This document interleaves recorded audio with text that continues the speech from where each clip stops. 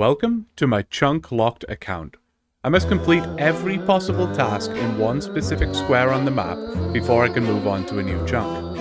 It's time to experience everything old school Runescape has to offer, one chunk at a time. Well, after a pretty, there's no other way to say it, easy start to the series. Couldn't have asked for a better start, really. We're here, we have a new chunk, and it promises to be a little more challenging. So let's move over there. This was the chunk that we rolled the last time. If you haven't seen episode 1, I do suggest going and watching it.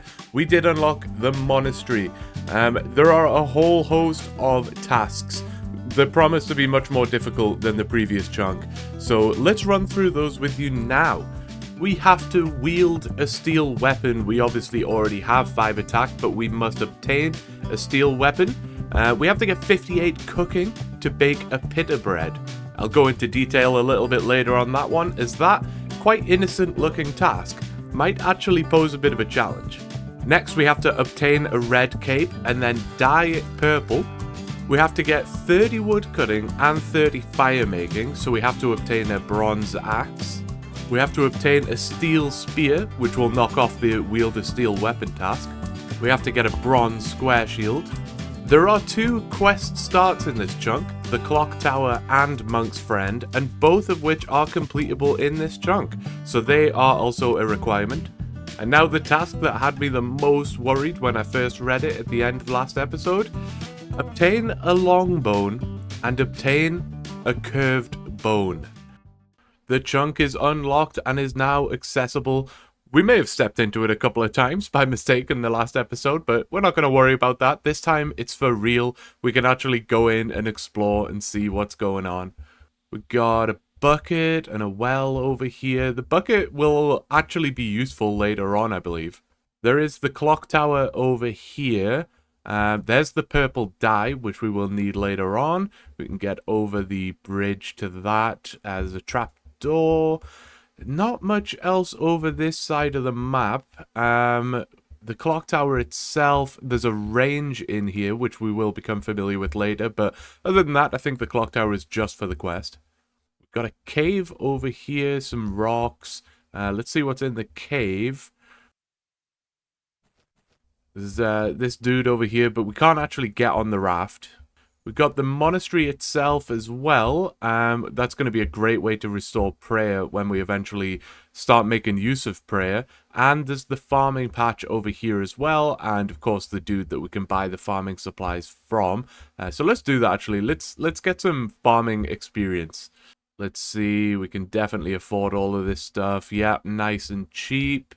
Let's buy ourselves a rake and get our first farming experience on the account. Now, I did mention in the last episode, raking patches is not going to be counted as a primary training method. So if we found a seed that required like level 50 farming to plant, I'm not going to have to rake until level 50 farming. That would just take way too long. So we're not going to do that. But here is some glorious farming XP. Very exciting.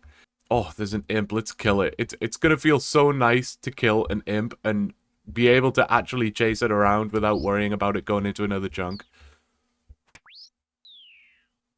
Oh, and it dropped a tinderbox. I actually need one of those. 30 firemaking is a requirement, so let's take that.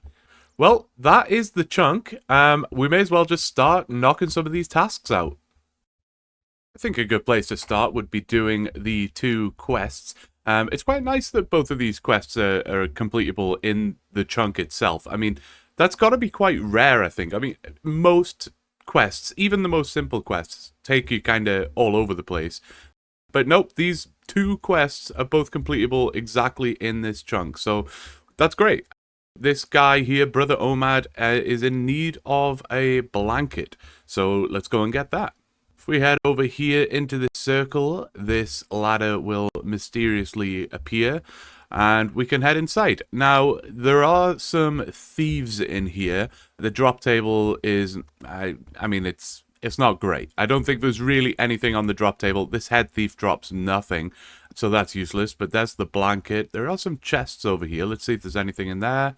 No. Brother Omad, I have returned with your blanket. And now he's making me go find some other dude who's like 20 feet away. I'm pretty sure he could just shout over from here if he really wanted to. But no, we'll go over there and we'll go and find him ourselves. So, brother Cedric is here, and he needs a jug of water, because as with every character in this game, he is drunk. Let's see if a bucket of water works. I don't see why it wouldn't. I mean, you could definitely drink out of a bucket. No. What if I use it on him? Nothing. Alright, well, we gotta get a jug of water. Just to confuse the flow of this video a little bit more, I'm gonna actually start and complete the clock tower quest before I go and get the jug of water and do the monk's friend quest. So let's get on with the clock tower quest. It's a super short, simple quest, so let's do it. We have to get these 4 cogs or something, and that will fix the clock tower in some way or another, and for some reason the cogs are all over this dungeon. I don't know. Here is the red cog right next to these big fellas here, ogres. We are going to be seeing these guys a lot, and here is why. These ogres are the monsters in this chunk that drop the long bone and the curved bone. The long bone has a rather modest drop rate of 1 in 400, whereas the curved bone is a disgusting 1 in 5,000. On the topic of ogre killing, let's take a moment to discuss task blocking. This is going to be quite a long explanation, so there's a timestamp on screen if you want to skip ahead, but it is going to be quite an important topic for the series as a whole, so I do suggest just listening and seeing what you think, because I do need your feedback on this as well. I haven't gone too deep into the explanation yet, so let's clear some things up. The account was born with 1 block available. It can be used to block a specific task within any chunk, not the entire chunk itself. I would still have to complete the other tasks within the chunk, even if I used the block on a task. For example, I could block the curved bone task, but I would still have to get the long bone, and I would still have to get 58 cooking and all of the other tasks in the chunk. Whenever I complete 3 chunks fully, I get a new block. I emphasize the word fully because if I blocked a task in the chunk but completed everything else, I am able to roll a new chunk and move on. However, it does not count as the chunk being fully completed, and therefore would not count towards the 3 chunks required to unlock a new block. I can, however, go back at any point in the future and complete that task that I previously blocked. It doesn't give me the block back, but it then would be considered a fully completed chunk, and it would then count towards the 3 chunks that I need to get a new block. Now, that all sounds insanely complicated, so let's use some hypothetical situations to clarify. I currently have 1 task block available. I completed my first chunk without fully using it. If I complete this chunk and the next chunk without using it, that would be 3 fully completed chunks, and I'd unlock a new one, taking me up to 2 blocks that I can use for future death tasks. Bear in mind, there are some tasks that could take thousands of hours, so we are going to need those. Now let's assume that I use the block for this curved bone task. It is a long grind. Once I complete every other task in this chunk, I can roll a new chunk. However, this chunk turns yellow as it's not fully complete. I didn't complete every task. I had to use the block. Meaning if I fully complete chunk 3, I won't unlock a new block. I would have to complete chunk 4 to have 3 fully completed chunks. So long story short, if I use the block on this curved bone task, I'm essentially gambling on the fact that chunks 3 and 4 will not have a death task as a requirement, as I won't have access to a block. So let me know in the comments below what you think I should do. Should I grind out what could be hundreds of hours getting a curved bone, or risk it and block it? Maybe I get spooned. Maybe I get the curved bone in like 10 kills. Who knows? Maybe the next 2 chunks will be super easy. Who knows? It's a gamble. Let me know. What should I do? Oh, a freaky forester. I mean, I may as well do it. There you go, the lederhosen shorts. Always nice to get a collection log, no matter what it is. If we head down this ladder and go down here, and through this wall, next to this rat is the blue cog. So we got the dungeon rat here, and there's a goblin in that cage. And there are a couple of hobgoblins, which we will need to kill some of later. Next one is up past all of these spiders. There are so many spiders in here. Not great for the arachnophobics. The spiders have a pretty terrible drop table. I don't think there's anything in there that's going to be useful to us. So we really won't have to deal with those. We'll never be back in this room, I don't think. Good job we got that bucket of water, because we got to place it on this cog so that we can pick it up. And there it is. Shove the cog on this little spindle, I guess. The next one, we need this rat poison, which is around all of these goblins.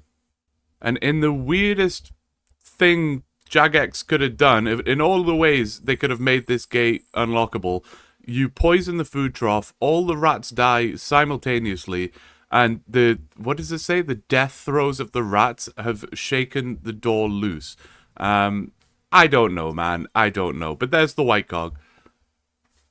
And that is it. The quest should be complete. Just speak to this guy again, Brother Kojo, and quest completed, which is pretty awesome to complete a quest after having unlocked 2 chunks. I'm going to come and whack some goblins. I mentioned this earlier, I believe, but the underground sections of a chunk are wide open and accessible. So let's kill some goblins. Goblins have the bronze axe that we need, and they have the red cape, which we need. Oh, and a bronze spear, which will almost certainly be better than the staff that we're currently using. Yeah, look at that. I'm going to stick it on defensive. Oh, an easy clue. Don't know necessarily that there are any tasks that are completable, any clue steps that I can do, but let's have a look. We'll check it out. No, that is no good. And yes, as it turns out, there are no steps at all for beginner or easy clues that I can do in either of our unlocked chunks. So I'm, from this point on, just not even going to bother picking them up, which is kind of sad. But at some point in the future, I'm sure we'll be doing clue scrolls, just not right now. A level 5 defense.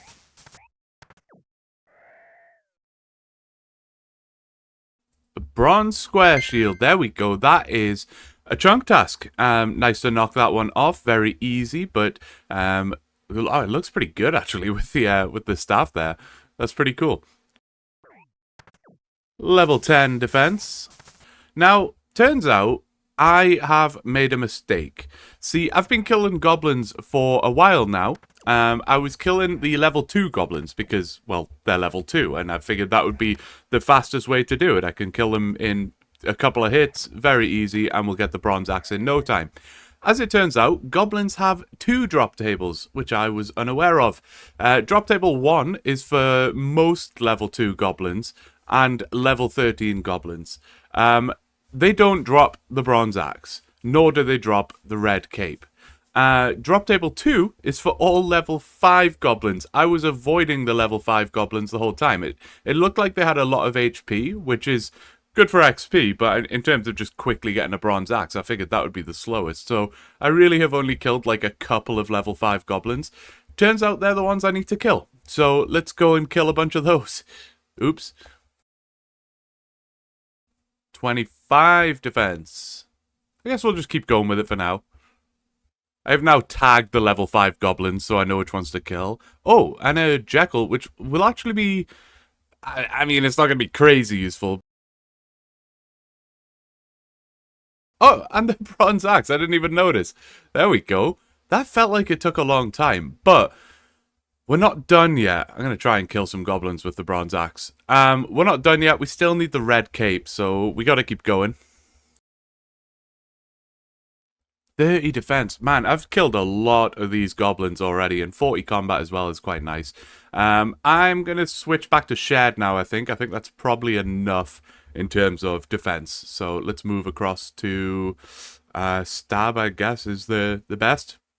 I didn't hit record in time, but in the very last kill, I got the bronze scimitar, which is actually, I think it's like a 1 in 128. So giving that a try, getting some strength levels up, which is nice. Well, red cape, there it is. We are done with the goblins. There is nothing else I need from their drop table. Let's give it away. I actually have some defense bonuses. I didn't even know that, to be honest. It actually looks sick. This is so unfortunate. It looks so good with our outfit right now. But unfortunately, I gotta dye it purple. So, I don't know. Maybe we come back and get another red one once we dye it. So, if we go across this bridge, we will find the purple dye that we spotted earlier. think we just have to use it on it, right? We don't have to do anything fancy. Yeah, there we go. It's actually not a bad, but I expected it to be like a very bright purple. That's not bad. I mean, it's fine. It's fine. Maybe it'll grow on me. I kind of want the red one back, man. Back at the imps, we got everything we needed from the goblins. We need the jug of water to complete the monk's friend quest. And the imps are the only way to get them. They drop them, I think it's a 1 in 64. So we're back with the imps. I didn't think we would be, but here we are. Jug of water. There it is. Took some doing, but we got it. We gave the jug of water to Brother Cedric, I think his name was, and I think that was everything we needed to do. Now we just got to speak to this dude to complete the quest. What is this, man? I mean, it must have been an off day at Jagex when they were like, listen, we need to make another quest. Let's just design whatever the hell this is. Wait, you get 2,000 woodcutting XP from this? That's kind of crazy, actually. All I had to do was cut 1 log and 8 lore runes, which is a bit random, but it gets us straight up to level 13 woodcutting, which is cool. Gotta say, it feels pretty good to have 2 quests completed already.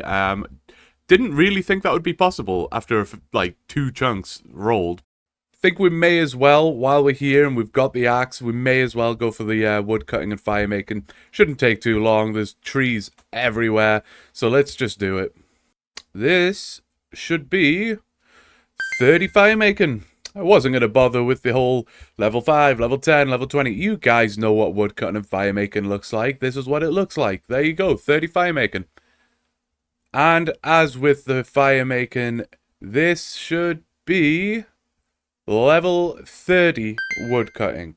Very nice. So the actual task is to chop and burn a willow log, which is quite handily right here in front of me. So let's cut this log. And let's burn it. And just like that.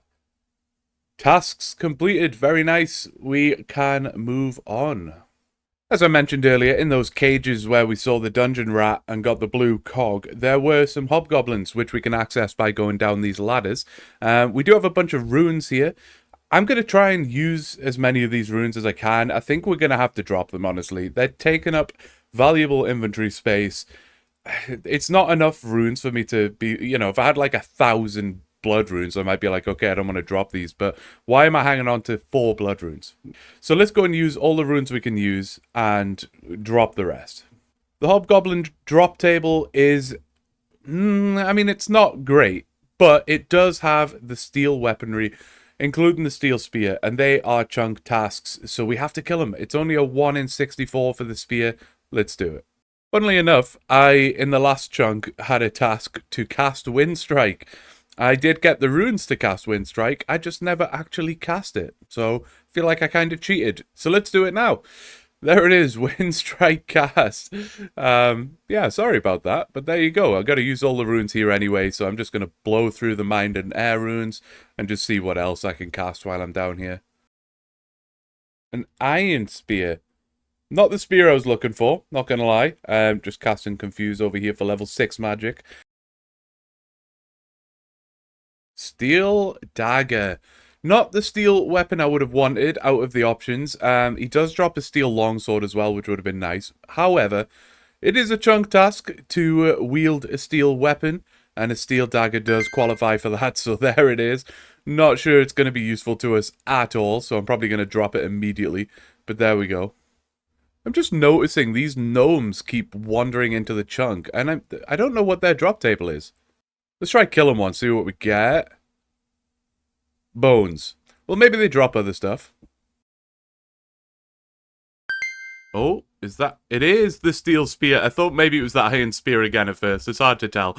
But there we go. The steel spear. That probably will be our primary weapon now. Decent stats. Definitely nothing crazy.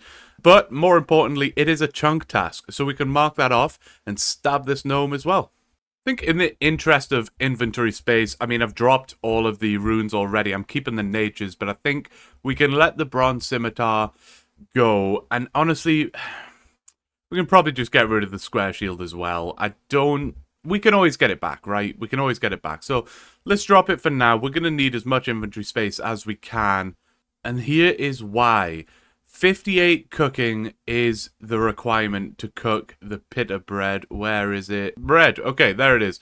Pita bread. Level 58 cooking. There's only one way I can see to do this. I've tried, I've looked, and it is to kill dungeon rats. It's not very glamorous. It's not very exciting. And it gets worse, guys, because this room, as we've seen already, is filled with dungeon rats. I'm going to kill one for you right here.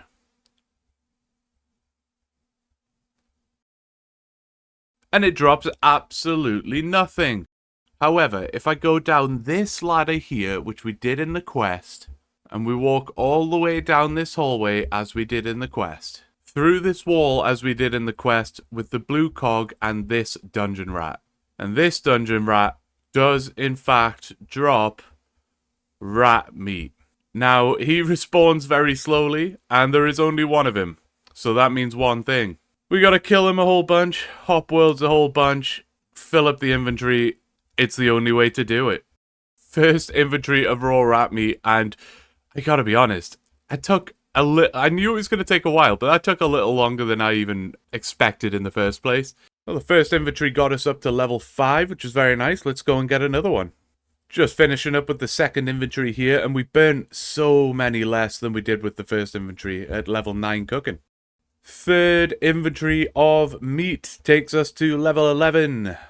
Let's take a minute to run through some calculations here, shall we? I first read this task and thought, okay, 58 cooking. I mean, on any normal account, 58 cooking would be a very mild requirement. It wouldn't take you long at all.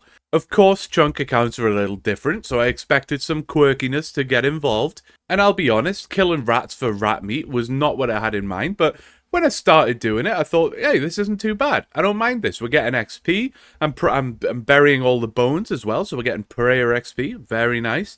And the levels are going quite quick. But let's do some calculations and see just how quick this really is. Each rat meat gives me 30 XP, assuming I don't burn it. And I need 225,000 XP to get to level 58. That is 7,500 rats. I'll repeat, that is 7,500 rats. Not only is that 7,500 rats, but that is 7,500 world hops.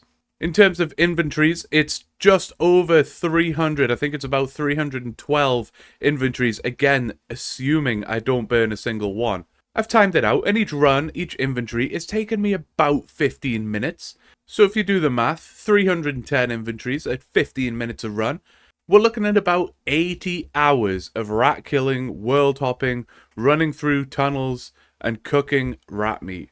And I think for the first time in this series, this is the first hard truth that I've come across, where just because a task looks innocent, doesn't necessarily mean it's going to be that straightforward. Ooh, is that a maze random? I don't mind that. I will definitely do a maze random. Let's see what we can get. Okay, I think I did pretty well there. Let's see what we get out of it. Ooh, a bunch of iron arrows and some mithril ore as well. I will equip the iron arrows. I'll just drop the bronze arrows. Not gonna need those. It's nice that I can just store the iron arrows. It doesn't take up an inventory slot. However, the mithril ore is, of course, taking up an inventory spot, and I think it's going to be so long until I can ever realistically use that I think it's just got to go, man. We've done the math. We know how long this is going to take. The only thing to do is just carry on and keep on grinding. So that is where I'm going to leave this episode. I really appreciate the feedback, guys, from episode 1. It was so helpful to me. There were so many things that I really read and was like, yeah, you know what? That would definitely make for a better viewing experience. Hopefully, I've integrated a few of them in ways that you enjoyed in this episode. But I will never stop taking feedback. So please, if there's anything that you would like to see different, anything you think I could improve, or anything you think I'm doing well, please let me know in the comments below, and we will just continue to progress and hopefully get better. But guys, for now, that's all for this one, and I will see you in episode 3 when I've killed over 7,000 rats. So see you there, folks. Take care. Bye-bye.